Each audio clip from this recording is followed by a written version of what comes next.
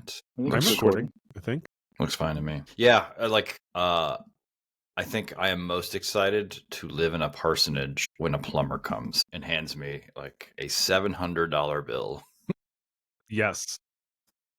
We are getting a new roof this summer, and I don't have to pay for it. So that it's wonderful. I love parsonage life I'm when like, those bills come in. it's like all you did was replace the spigot on the front patio. wow.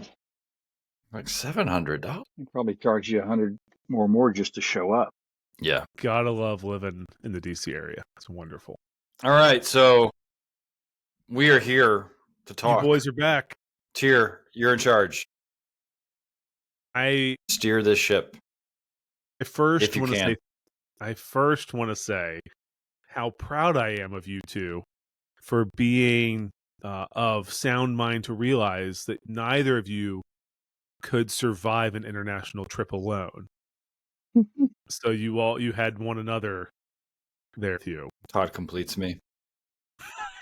Okay, so for those who don't know, the two of you just got back from. I mean, the hotel rooms in Turkey, I mean, there is a little Brokeback Mountain kind of, you know.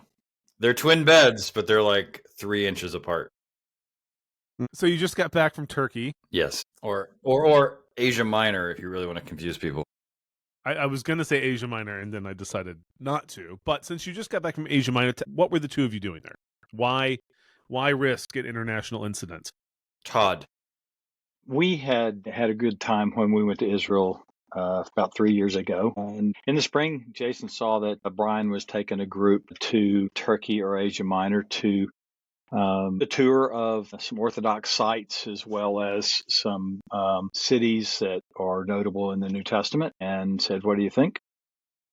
And that was it. And so, sort of in the same way that I had never imagined I might go to Israel, I never imagined that we might take a trip like this, but it was good. I We concur. both you sound so excited to talk about it. Well, what would you like to talk about, Tyr? I mean, so you didn't think you'd ever get to go there. So why Asia Minor? Why Turkey? What's the significance of it for mainline Protestants, for Protestants on the other side of the Atlantic or Pacific, depending on how you get there? Why should we care about this place? I mean, if anyone has done any work in, discovering the history of the creeds, for instance, early confessions, these are the places that those were forged. And when we talk about the spread of Christianity, these are the locations that are referred to in Acts, for instance. And then in whatever history you or Jason or myself might have looked at in terms of Christian history, these places can't be avoided. Yeah. I think that's right. And I think we speak of Israel as the Holy Land, and it is, but I think it's wrong to say that Israel is the birthplace of Christianity. It really is Asia Minor. We forget that on Good Friday Jesus dies as the failed leader of a dead movement. Mm-hmm. He's got one disciple and his mother, and everyone else is run away, fled, and as the book of Acts attests, the gospel put down very shallow roots in Jerusalem and in Israel. And it's Saul being encountered by the risen Christ, and then that compelling the gospel to venture out. That's really where Christianity takes root. And so I don't know that Christians often think of Turkey as ground zero for all the places in their Bible, but it is. And so you have Ephesus, where Paul spends the most amount of time. Mm-hmm. You have the letters addressed by John the Revelator, all right there in the same place. You have Colossae, which is probably the highest Christological statement in the New Testament, is right there.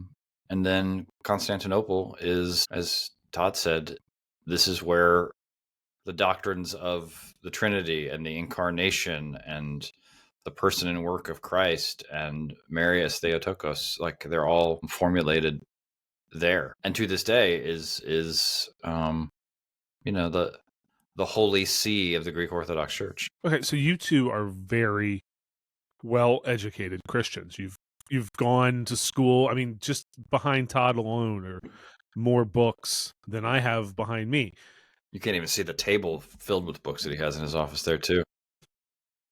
So many books, and he's True. read them all, cover to cover. So what surprised you? What caught you off guard? What were you not expecting from all of the academic and devotional work you've done within the New Testament in reading about these places versus going there and having your feet, touching the same roads? I remember in Ephesus last September when I was there, just being completely blown away at the layout, the geography, and seeing how day-to-day life operated, which was something that I hadn't considered in my either New Testament classes or church history classes in seminary. So what were the things that kind of caught you off guard or took your breath away that you weren't expecting?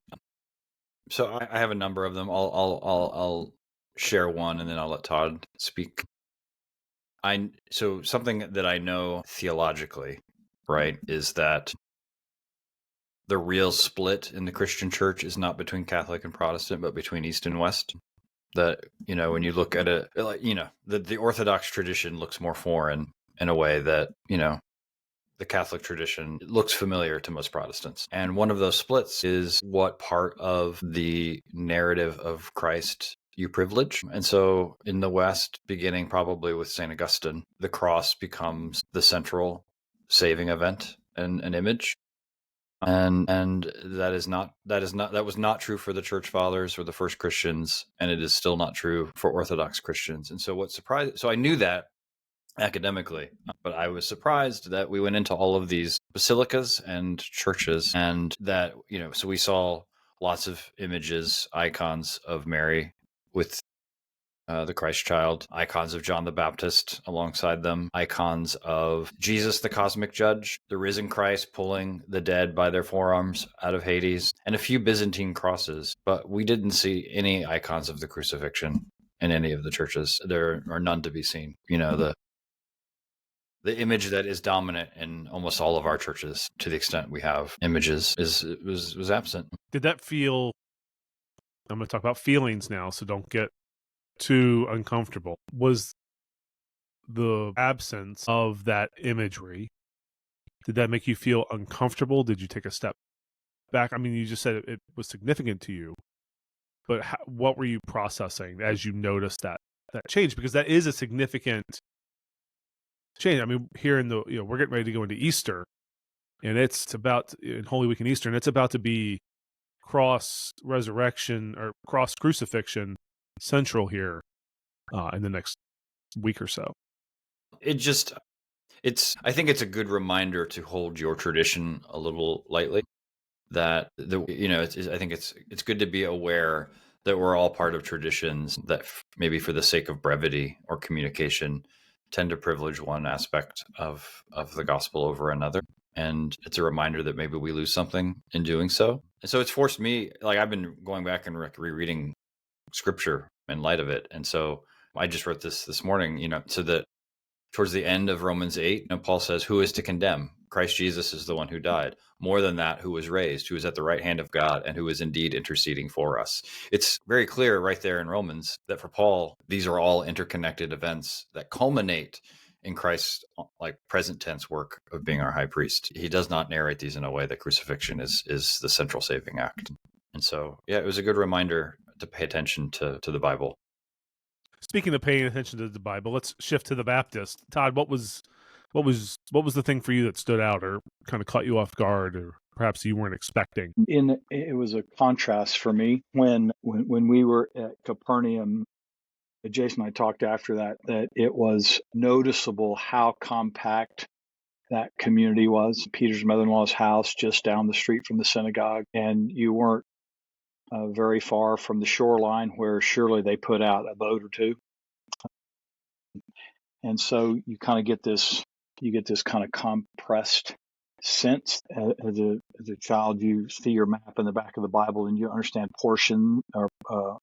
proportions. And so you think, man, that must be so far away, And then you go and you think, well, maybe all those places are like that.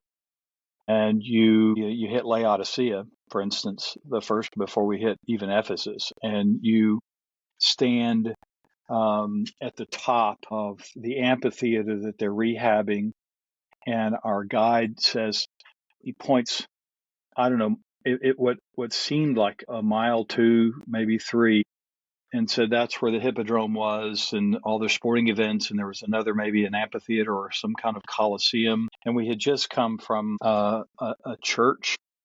And you're standing at the top of this, what feels like a flat top mountain or hill, if you will, and it's just spread out. And so in kind of a reverse sense, you realize, wow, this wasn't, a Western where some, itinerant minister is riding into the next small town. This is a real expansive place, and you just don't get the sense of the breadth. And then when you start thinking about when Paul declares the good news, and now you've got it spreading, it's not like maybe he recruited 1 or 2 people, put them on horses and sent them off to, the north or wherever, but there were lots of people who heard the good news. And then, what's the line in John for this Sunday? There's a line that indicated that there were a group that were coming to hear and see Jesus, and in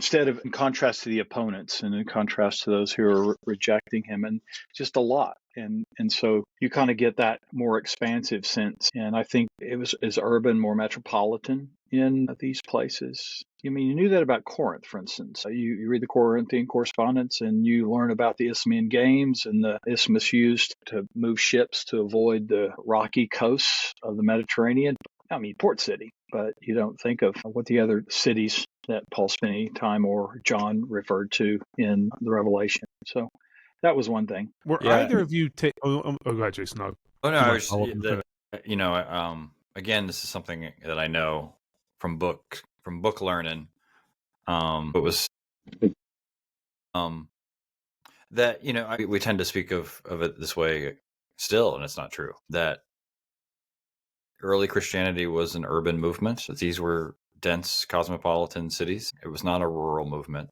In the same way that, most people in rural areas don't go to church today. The sentimentality we have around that is not correct. Yeah, and specifically at Laodicea, there was a exhibit that kind of denoted what had been listed there at the church in terms of moral expectations for believers and leaders that I think sometimes Protestants, myself included, speak of the gospel in a way that suggests that Jesus dies in order to free us from the burden of being Christians. and for the first Christians, Christianity was a moral movement, a moral revolution. And, they had expectations that couldn't just be dismissed by calling it law, for example. So I think that was important to see. And then, I was thinking about it while we were in Istanbul, Constantinople, that we in the West, and in particular in the United States, there seems to be a lot of anxiety about the end of the American empire, the end of the Pax Americana, and a lot of justification for any kind of policies that might forestall that. And so it was interesting to be in a place that was once the center of Christendom and now is 99% Islamic. What I was going to say is, and you hit on it a little bit there, Jason, is that having spent time in Europe and then Asia Minor, I don't think that Christians in North America, particularly American Christians, fully understand just how old the church is, how the history of the church, right? Like you're talking about, the fall of the American Empire. I mean, in the totality of the church, that's less than 300 years of a 2,000-year history. We talk about the totality of, for as old as creation is, we're just a blip on it. And so I think for Western Christians, particularly North American Christians, the fact that we don't understand how old we don't appreciate how young we are or the history on the other side of the water as it pertains just to humanity or even with the history of the church, the life of the church. It blows me away sometimes. That took me aback. My church just celebrated its 150th birthday a couple years ago, right? And it's a great celebration. It's a great milestone. Blah blah blah blah blah. But I remember in Ephesus, it's like a chapel or a church of Mary, and there's this big baptismal font, right? That is like solid marble or something, and has been sitting in that field longer than anybody has ever. White people, at least, have ever stood on the hill where my church is. And it's literally the site where Mary was declared Theotokos, which happened so long ago that most Christians in America don't know that it happened. Right. Yeah, it's I mean, I think too that there's a lot of mainline Christians who speak derisively of Constantine and Constantinianism and how this was a great accommodation by the church to the evil of empire, and I think there's some historical luxury in being able to do that. That if you were an early Christian, being fed to lions or wrapped up in wax to be lit for Nero, you probably saw the conversion of the empire as like an act of providence.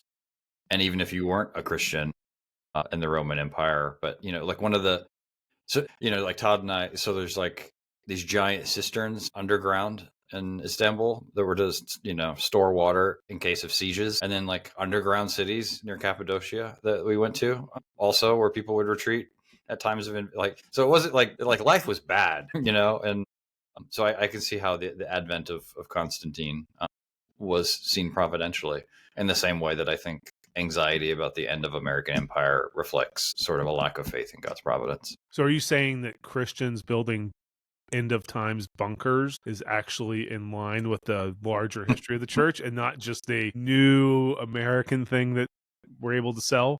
I mean, nuclear fallout shelters were probably not a crazy thing, and maybe they're not again.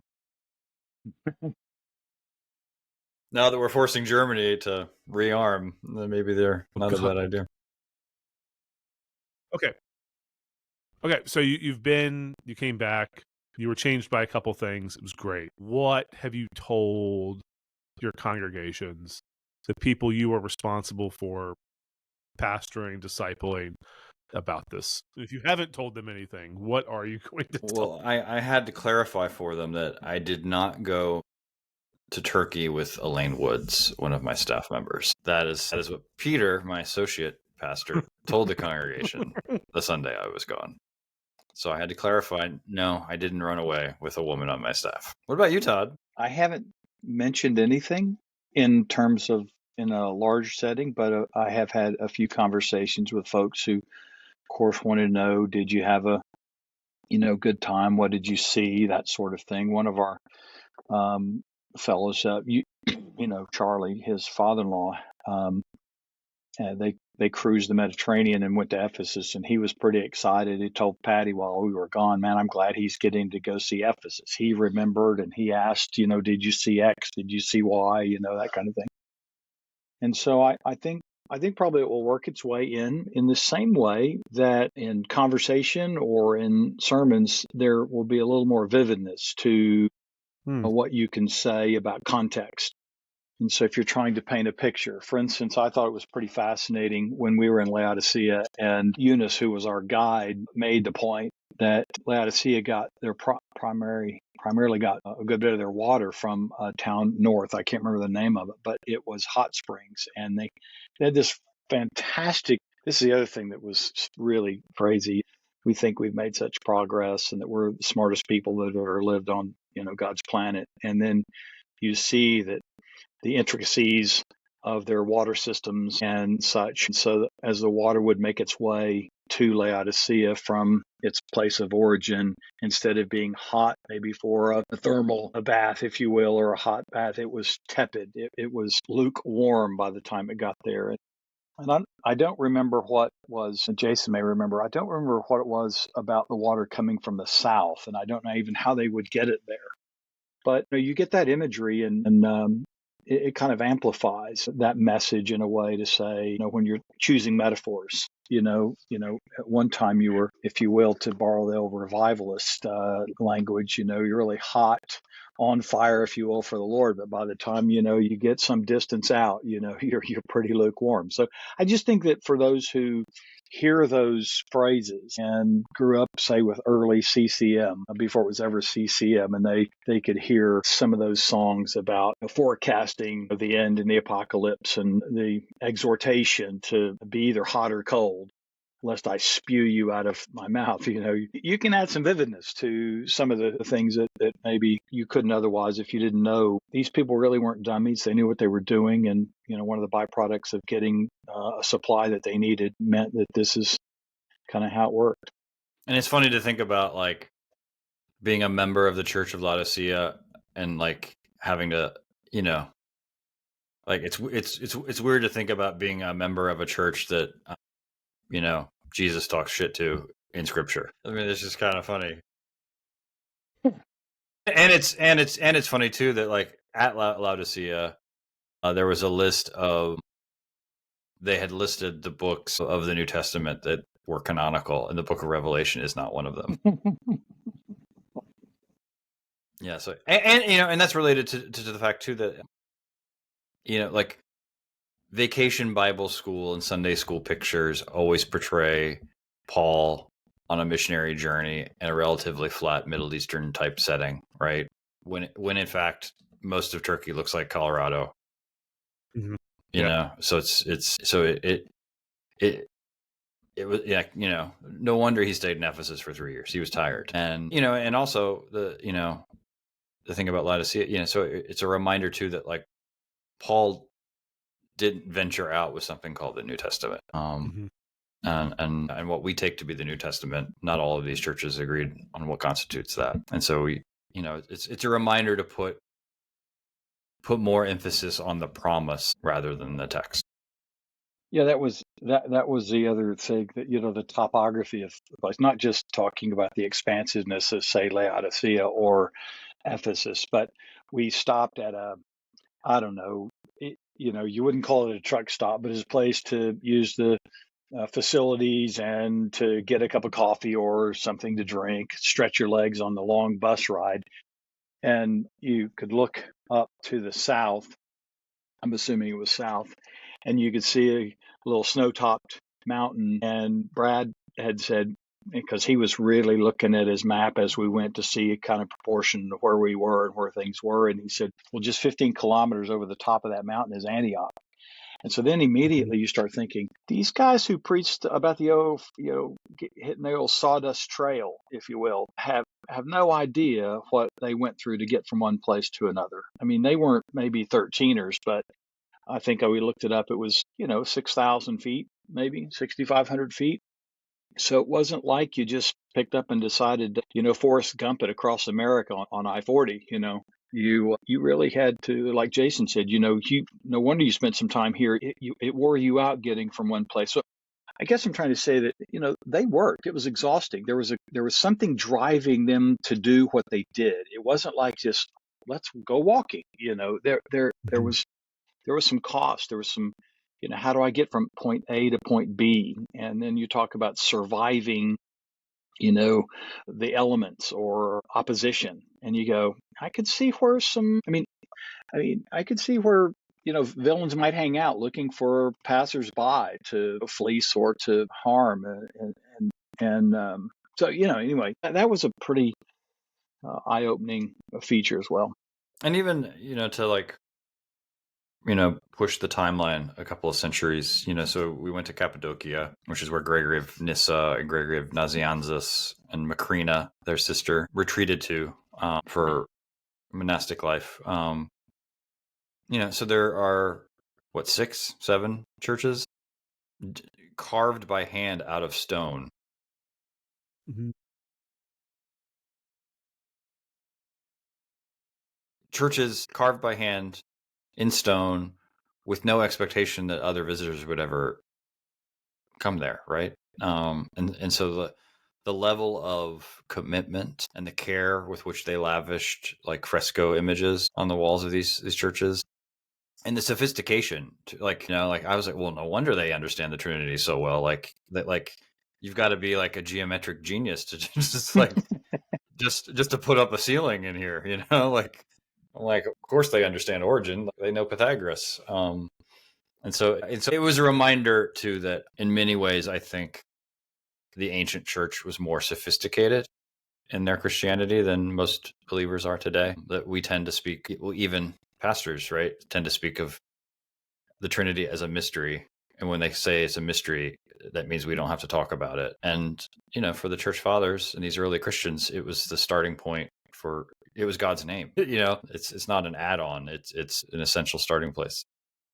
And it feels like today, and I'll speak for the West, Protestants in the West, our faith is very compartmentalized to a few hours a week. And outside of that, it may affect the way we view our neighbors or the way we engage in politics, but we really don't, for many people, it doesn't carry, there's not a through line from Sunday morning or from a time of worship through the rest of the week, through the rest of their time, with family, with friends, doing whatever they do. But looking to the early church, that compartmentalization that we participate in, it wasn't an option.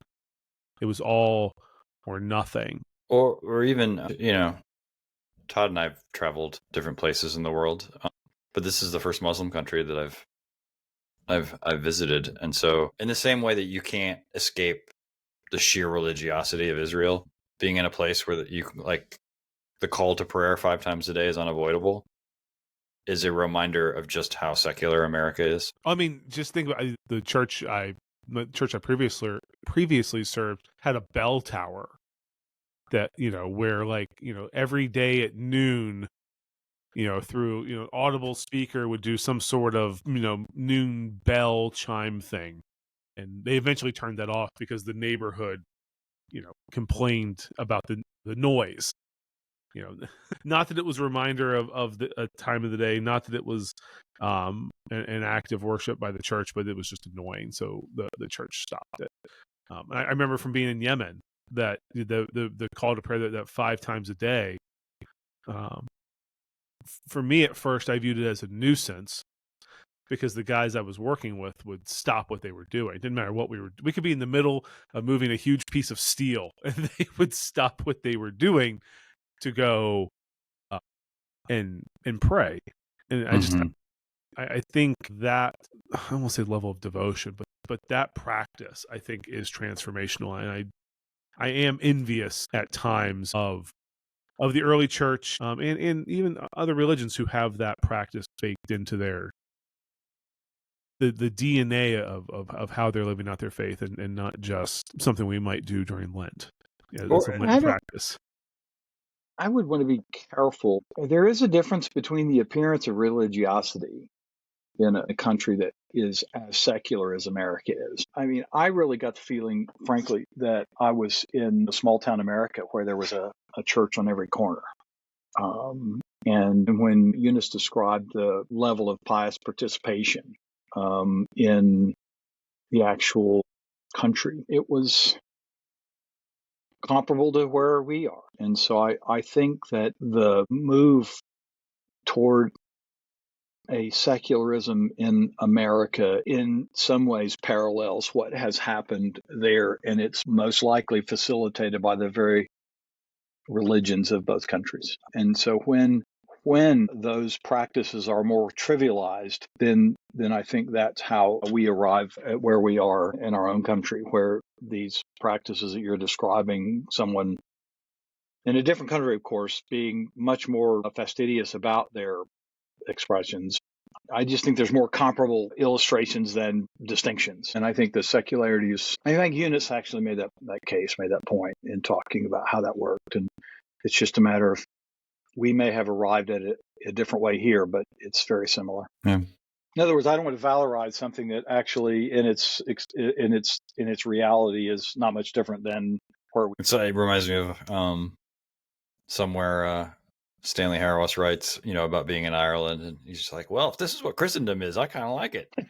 Yeah, we were walking from the harbor back to the hotel, Brad and I were, and we were talking about some of the things we had heard, and we were talking about separation of church and state, for instance, and how that is, kind of regularly in our news cycle, the tests and such, particularly here in Oklahoma, and I think probably throughout the country. And a lady was walking near us, and she overheard our conversation. And Brad made a remark. He said something like, "Well, this really hasn't been tested, but it's about to." And she turns to us and says, "Well, you better hope it doesn't turn out like it did here." Yeah, I mean, it was helpful to learn that. So all the imams in Turkey are government employees for the purpose of moderating Islam, which is, so it functions in the same way that the establishment of Christianity in Europe. There's not a lot of right-wing Christianity in Europe. No, but that's, I mean, if we're going to take, if we don't want to probably delve into politics too much, but if we take the trajectory that some want to go, that's why I say that we're on the same path to a sort of secularization that we've warned against for my lifetime, and yet we're going to be the very group that actually ensures that it happens.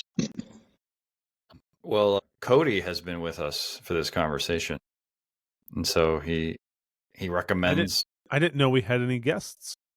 He's been very thoughtful this whole time. Yes, he has. So yeah, I have not read Surprised by God by Chris Green, but I will check that out.